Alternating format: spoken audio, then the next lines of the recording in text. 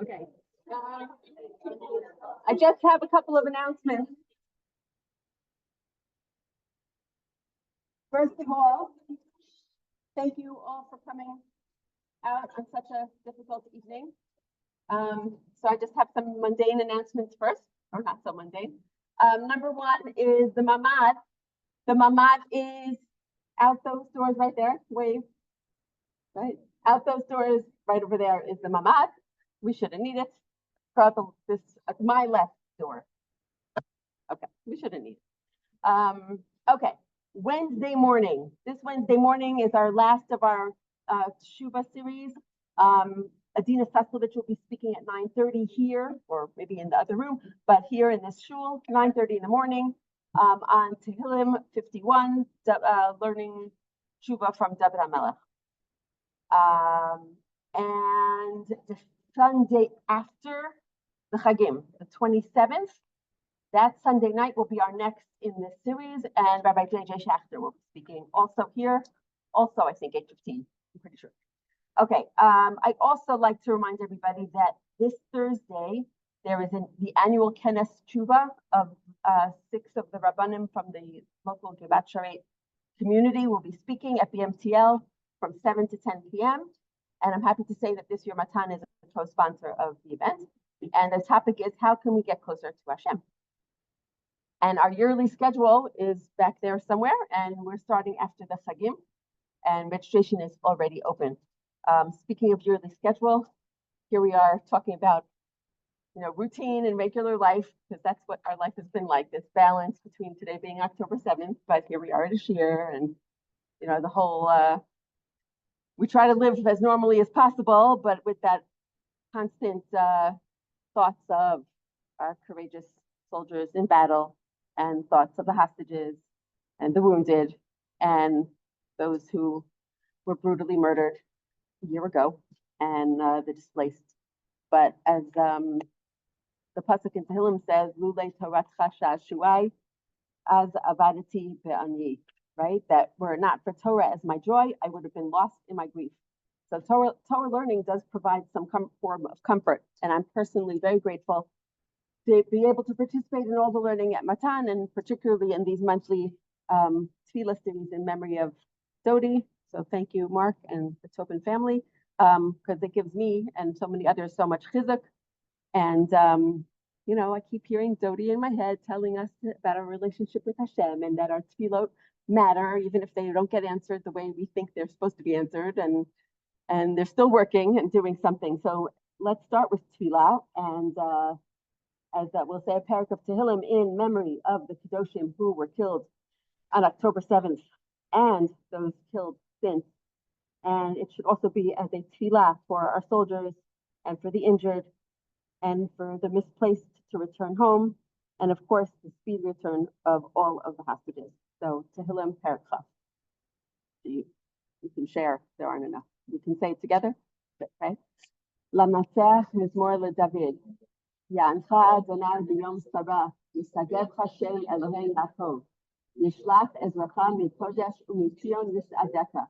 Yizkor kol minchotecha va'olatcha yidashne sela.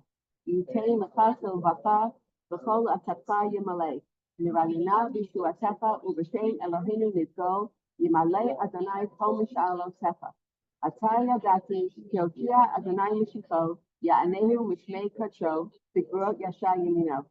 Eile b'rechad ve'eile b'susim va'anachnu kishem Adonai Eloheinu nazkir. Hema paru v'nafalu va'anachnu kamnu v'nitadat. Adonai hotia hamelech ya'anenu v'yom karenu. Misha berach avotenu Aram Yitzchak v'Yaakov hu yivarech et chaylei tzva hagana liYisrael v'anshei kochot habitakon haomdim al mishmar atzenu b'arei Eloheinu migvul ha'lebanon ועד מדבר מצרים ומן הים הגדול עד לבוא הערבה ובכל מקום שהם ביבשה, באוויר ובים. ייתן אדוני את אויבינו הקמים עלינו ניגפים לפניהם. הקדוש ברוך הוא ישמור ויציל את חיילינו מכל צרה וצוקה ומכל נגע ומחלה, וישלח ברכה והצלחה בכל מעשה ידיהם. ידבר שונאינו תחתיהם ויעטרם בכתר ישועה ובעטרת ניצחון. ויקוים בהם הכתוב, כי אדוני אלוהיכם ההולך עמכם להילחם לכם עם אויביכם להושיע אתכם ויחזיר את הנעדרים והחטופים למשפחותיהם בקרוב, וישלח רפואה שלמה לכל הפצועים, ונאמר אמן. Okay, we want to introduce, I had a plan to introduce Rabbi Shlomo Katz, but Mark's going to do a better job, because in my mind, you're Avshalom Katz's son, my music teacher from my youth, but to give a proper... Sorry to steal Lewis's thunder. And welcome to my Beit Shemesh's monthly Tefillah series in memory of Miriam, Dodi, Rabbi, and also want to just this year I'd like to also, if we could, have this as a refuah shlema from my nephew Yaakov Simcha from Mashabai. Shana Tova v'gamar Chatima Tova. Just a few days ago, while we davened Musaf and Rosh Hashanah, we said the following, which we will repeat in a few days on Yom Kippur. Upnei chataenu galinu mi'artzenu v'nekvachatnu mi'almatenu ve'in anachnu yokolim la'asot tavotenu b'beit tefillah b'bayit hagadol v'agadosh shenikra shimcha alav mipnei hayad shenishtataf b'mikdashecha. Yehi ratzon milfanecha, Adonai Eloheinu v'lehi avotenu, Melech Rachaman shetashuv u'tvachem aleinu b'al mikdashecha, v'rachamecha harabim v'tivneu mehirach ut gadel kvodo. Avinu malkeinu galei kavod malchutka aleinu mehira v'ocha v'naseh aleinu le'nei kol chai v'karev zureinu mibein hagalim u'nifutzotenu kanes mi'arkei aretz. Rabbeinu l'tzion ircha barina v'Yerushalayim beit mikdashcha v'simcha olam. V'sham naseh lefanecha et chavanot chavotenu tmitim t'sidram musafim ki'el chatam. We'll also say a variance of this on Sukkot, and we say part of it every Shabbat during Musaf. In many of her shiurim, Dodi alav shalom posed the following question to her students. When you just recite in the Shemona Esrei every day, Et semech David avdecha, mehira tatzniach v'karnot tarum b'shuatecha, ki l'shuatcha kibinu kol hayom. The question she posed was, are you actively yearning for Geula and genuinely longing for the return to Tzion? This question is especially relevant to us today, especially for those of us living in a generation that is zoche to be on the cusp of the Geula, but also for us today during this time of tremendous trepidation here in Medinat Israel. One of the people who I know answers this question in the affirmative and has devoted his life to making others aware of the impending Geula is our speaker tonight, Rabbi Shlomo Katz. Rabbi Shlomo Katz is the Rav of Shirat David, the son of Avram Katz, Avshalom Katz, the famous music teacher, and the person who taught all my nephews in Renana their parshas for their bar mitzvah. He's a community rabbi of Shirat David in Efrat since 2016. He received his smicha from Rav Chaim Bravender and Rabbi Shlomo Rishkin at Yeshivat Miftar.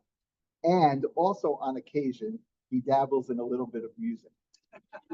So it's with great pleasure that we invite Rabbi Shlomo to address us tonight during this Aseret Tmei Tshuva on the topic of Tefillah. Good evening, everyone. I see a lot of familiar faces here. It's very special to be here. It's very special for me to have the chance to partake in this series. I had a very unique and special connection to Dodi Aleh Shalom. It was always, everything about it was just in the context of Geula, I would say. And I actually want to thank Rebbe Shani Terragan for initially making the shidduch. Just to mention her name here, because she was the first person that had contacted me a number of years ago. And that began a very beautiful and meaningful relationship. And I just feel very close to the family. So it's a big split for me to be here, and especially a night like tonight. This is like one of the rare nights that I'm so thankful that I know how to play an instrument, because how much could you actually just talk and talk and talk? So also because when did I see you? Slichas, and you said, when you're coming, you could bring the guitar. I said, you know what? Maybe so. What I want to do is I want to sing a little bit of what I want to give over. That's okay. I want to go back and forth with it. And all in the context of Tefillah, of the days that we're in right now, to get us even more, as difficult as it is. I had a conversation with someone today saying, this is the most bizarre season of our lives.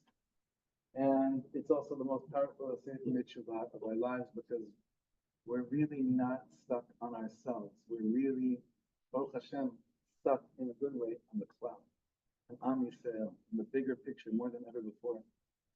And when the person is in that zone, that can only bring good, not just to Am Yisrael, but to the whole world. So, I know it's late, and I don't want to go for too long, don't worry, but just sing a little bit with me.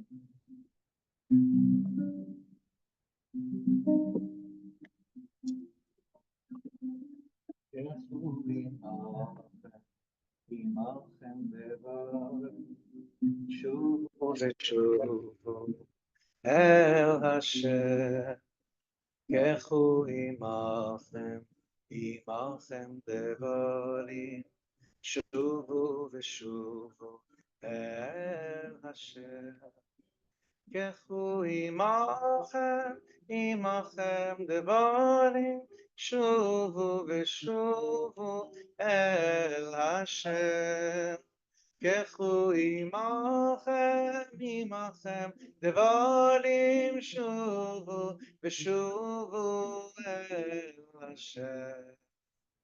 ככו עמכם דברים, שובו ושובו אל השם. ככו עמכם דברים, שובו ושובו אל השם. ככו עמכם דברים, שובו ושובו אל השם. ככו עמכם דברים, שובו ושובו אל השם. ככו עמכם דברים, שובו ושובו אל השם. There's a word that I once learned in the most random of places, and it stuck with me. This is about 12 or 13 years ago. This happened. First, I'll sing you the nigun, and then I'll sing you the vort. You'll understand what I'm saying in a second. And it's be a bracha for all of us to have a year that we're not just alive, but we're really feeling like we're thriving and not just surviving. Bezrat Hashem. Zochreinu lechaim, melech chafetz b'chaim.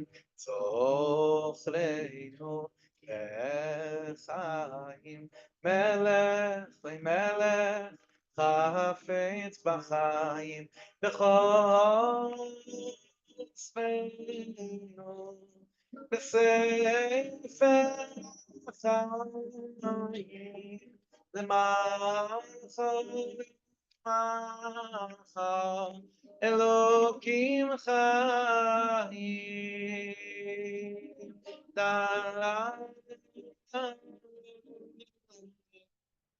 אוי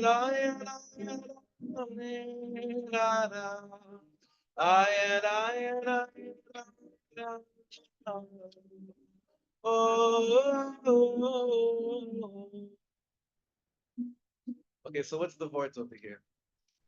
About, like I said, 12, 13 years ago, I was doing an interview in some radio station. I don't think it exists anymore. It was called The Soul of Israel. And their headquarters were in some place in Talpiot.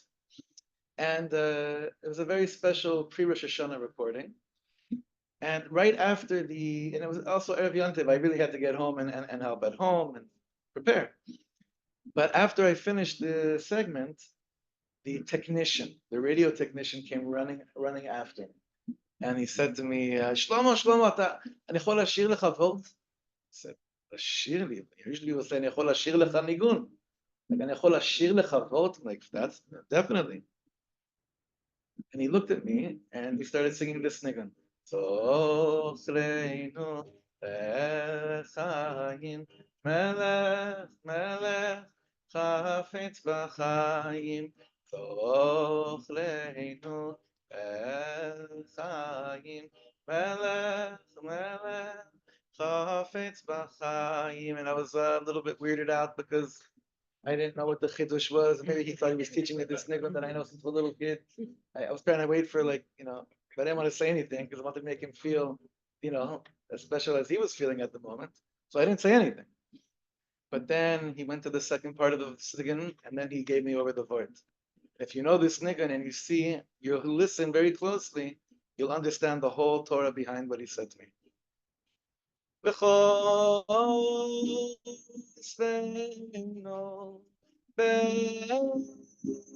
בספר החיים למענך אלוקים חיים. And Imam started crying. בכל ספרנו בספר החיים למענך Elokim Chayim. You understand what he did, right? He's not where he put the psik, right? He basically was saying over to me, and his eyes, you could see his eyes were filled, this is a chayal too.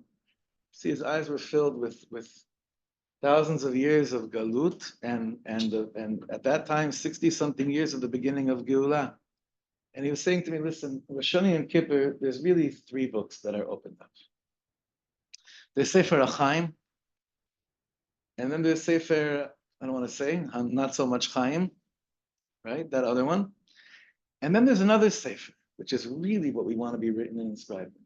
And that Sefer is called HaChaim Lemancha. Not just to be alive, but to live a life where literally my existence is an expression of being an Evet HaKadosh Baruch Hu. Living Lemancha. All year long, we're okay with just getting by, with staying alive. Survival. Rosh Hashanah and Kippur, Hashem wants us to ask for much more, not just to stay alive. Even though for many of us that would have been enough for this last year. But Sefer HaChaim Lemancha, that I'm living mamash for you, HaKadosh Baruch Hu, that's already something else. I always say that there's a bracha that we say under the chuppah, V'hitkin lo mimeno binyan adei ad. So what does that mean? That Hashem, like, basically he gave us here with a marriage, it should be a binyan adei ad. That means like a building that lasts forever. I know a lot of marriages that last forever. They're the most cynical, boring, sarcastic marriages that exist. When every year on the anniversary they celebrate another year of not getting divorced. That's not what we're looking for. V'hitkin lo mimeno binyan adei ad is that the binyan, the act of building, is adei ad. To be actively involved in a thriving Yiddishkeit is adei ad. Doesn't stop. It keeps on going.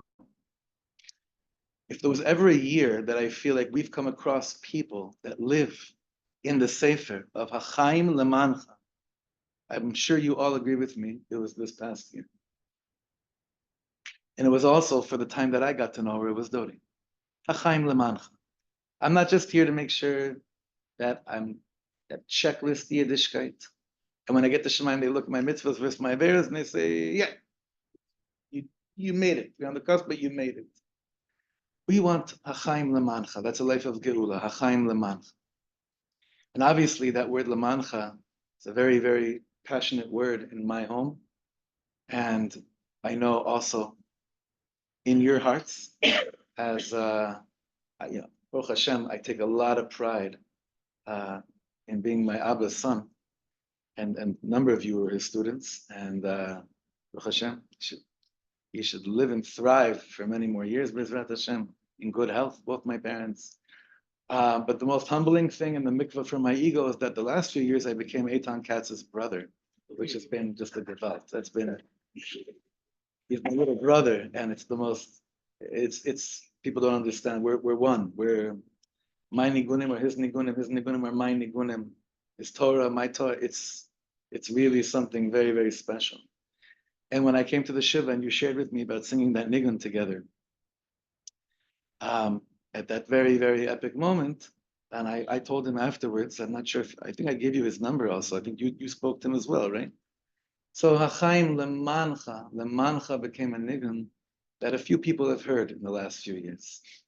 And I want to sing that with you, that it should be a supposed for us to live a life and to live a year of literally, of Lemancha. Hachaim Lemancha Elokim Chayim.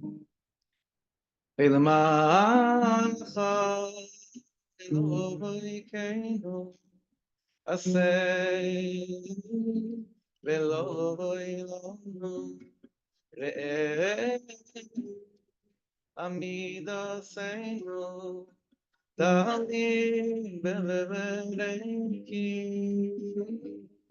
Lemancha Elokeinu Aseh Velo Ilonu Re'eh Amida Seinu Dali Bevereki Shavavama Ben Chusa Amala Hanisha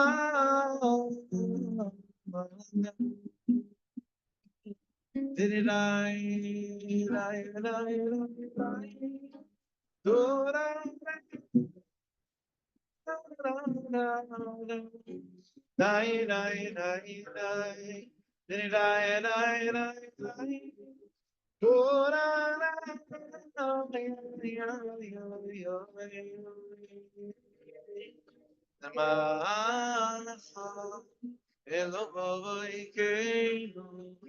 say,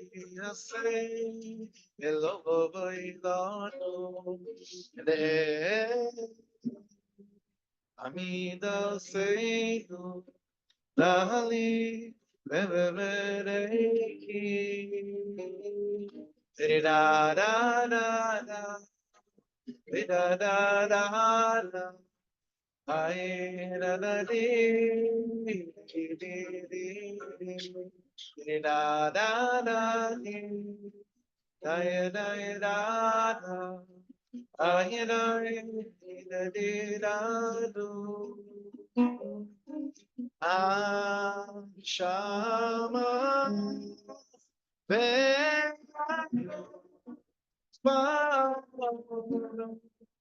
Chosa Alamala Anisha Alamala Da da da da di da di ro oh da da da di da di ay da da oh da ay ay ay oh. What does it look like? What does the life of Lemancha look like? Of Hachaim Lemancha? What does it look like?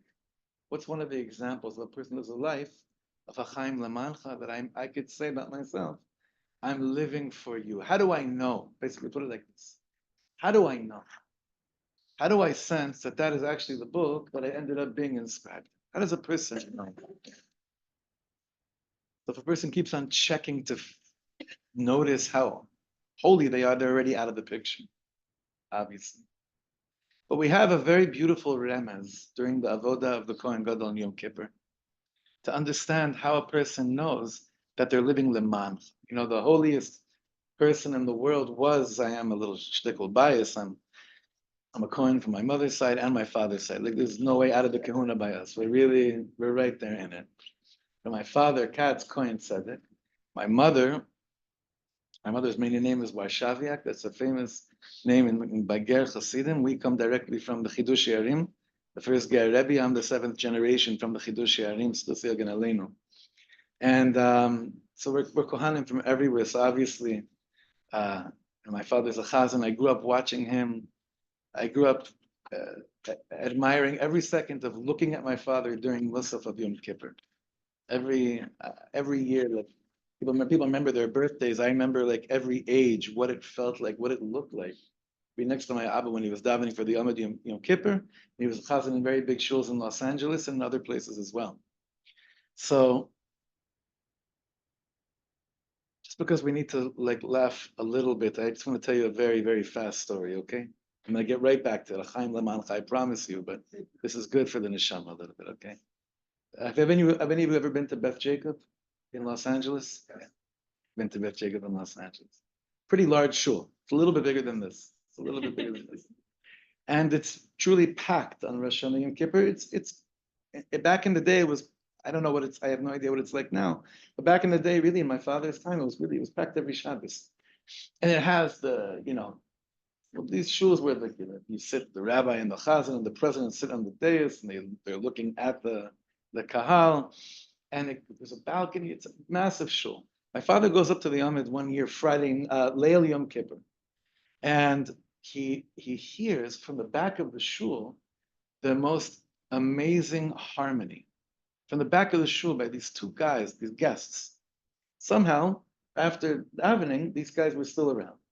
And my father was saying shalom to them, wishing them a good yantiv. And my father asked them, where are you from? They said, oh, we're from England. We're just visiting here. We heard about this synagogue. We're staying nearby.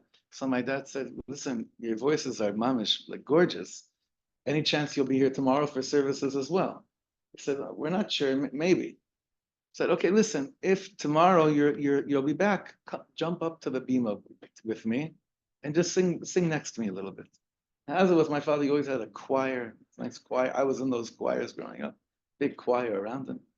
And my father sees that he didn't know if they were there, but then when it comes to Unesana Tokef, he sees that these two brothers get psicha. Now, who usually, I don't know what it's like here. In Beverly Hills, you give psicha to someone you either want to get a gesund nedava to the shul or someone mechubad, whatever it is, right? So I don't know. I'm not saying that. I have no idea. Because honestly, I don't even know what happens in my shul because where I'm sitting, I can't even tell. I'm kind of like next to the aron. I don't even know who gets psicha by us. I have no idea. So my father sees these two guys get psicha. Sana Tokif, so I don't know who he is, whatever. He has no idea who they are. But as they're coming down from the bima, they have to where the Aron Kodesh is, they have to pass next to where my father was on the bima of the Chazan. So my father yanks these two guys up, and right after Unesana Tokef, right around then we do V'chol Ma'aminim. I think my father probably did V'chol Ma'aminim Sheyu Kalem probably. And then suddenly these two just learn the melody immediately, and they start singing loud, beautiful three-piece harmonies. And the shul is just like, no one can believe what they're saying. My father, and they were like, usually everyone sings with them. This time they're just like, oh my God. Anyway, after shul, my father, I had an aunt that was there davening with my father that yantiv, because we were already in Eretz Yisrael. But my aunt said to my father, do you know who those guys were that you called up to the beam? I said, no, I just met them last night. They're from England. They're visiting. Do you know their names? He said, they said they're Cohen. They're also Cohens. It's like, yes, that was Sasha Baron Cohen, if you know who that is. Based on the giggles, I see some of you know. If you don't know, that's also really okay. But in any event, a few weeks later, my father got a DVD with a famous movie done by Sasha Baron Cohen with Hebrew subtitles and a whole beautiful long card written in Hebrew to my father saying how that was the most memorable Yom Kippur of his life. And thank you so much, all in Hebrew. So you just have to imagine the crowd that can't understand why my father called up Borat to come up on Yom Kippur to sing the Chol Ma'aminim, right? My shaila is, were they not freaking out when they got psicha for an Islamic? Oh, that to me is even a bigger. Back to Hachaim Lamancha. I need to let it out a little bit. Back to Hachaim Lamancha. Back to the Yom Kippur, the Musal of the Yom Kippur. How does a person know when they're living a state of Hachaim Lamancha Lekim Chaim? We work so hard on making sure that the right words come out of our mouth. It's one of the things we speak about when we say, obviously, Ba'alchet Chatanu Lefanecha, B'lashon hara, and a lot of other ones. We have a lot of different references to the mouth on Yom Kippur, asking Hashem for mechila for how we may have possibly abused our mouth. And a person that's always working so hard on themselves, they're working so hard to make sure that what comes out is really only diburim tovim and chalila, not lashon hara. And that's a beautiful and holy level that you're always working on yourself to make sure that what's coming out of your mouth, you're conscious of it, and you're always aware that what's coming out of your mouth is holy. But there's a higher level. And that's when, like it says about certain Tanaim in the Gemara, im haisat filasam shgura befihem, if the davening was like locked and loaded, if the words that were coming out of their mouth in davening, it was flowing. If it was locked and loaded in their mouth and just flowing out, even subconsciously, meaning that their natural state of being is that what's coming out of their mouth is b'kedusha u'b'tahara. So I saw a beautiful piece from the Radomsker Rabbi, the Tiferes Shlomo, a great Hasidic master, Reb Shlomo HaKohen, another Kohen, Reb Shlomo HaKohen Rabinowitz, and the great tzaddikim, the Radomsker Rabbi. And he said, he brought a Tosfos Yom that is very fascinating. What do we say about on Yom Kippur? We say V'Kohanim V'Ha'am Ha'omdim Ba'azara Kshayu Shomim Et Hashem HaNichbad Yotze Mipi Kohen Gadol B'Kedusha V'Tahara Hayu Korim Mishtachavim V'Noflim Al Pneihem V'Omrim Baruch Shem Kvod Malchut Olam Va'ed. You know, the famous nusach, right?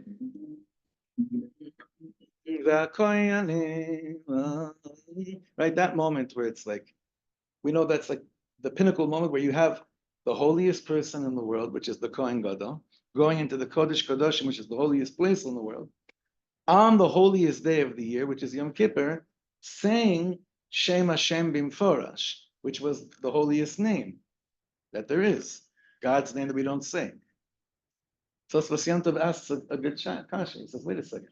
When you look at the avoda of the Kohen, not even the Kohen Gadol, whoever was working in the Kodesh, right?